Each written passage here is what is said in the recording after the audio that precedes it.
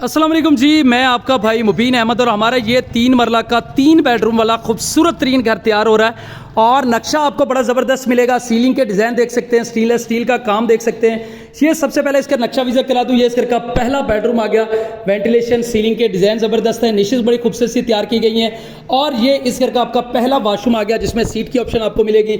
और इस साइड पर आपको 2 बेडरूम मिलेंगे सामने। और ये एक VIP सा किचन जो है हमारा बड़ा खूबसूरत है, जो कि भाई तैयार कर रहे हैं। नाम क्या है भाई का? हमजा भाई। ये हमजा भाई जो है वो हमारा लकड़ी का काम देख रहे हैं, खूबसूरत सा काम यहाँ पर इंशाल्लाह इन्होंने किया है। साथ में ये इस घर का बेडरूम नंबर 2 आ गया। सीलिंग के डिज़ाइन बड़े ज़बरदस्त आपको मिलने वाले हैं। और ये इस घर का आपका बेडरूम नंबर 3 आ गया सॉरी।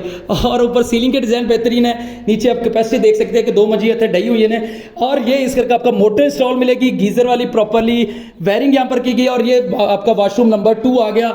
RCC लेंटर के साथ ये तैयार किया गया है। New green city housing society Gajumata आलू रोड लाहौर में घर वाक़ है। बाकी मजीद डिटेल मजीद मालूमात के लिए भाई का चैनल सब्सक्राइब करें और फ़ोन पर रब्ता करें।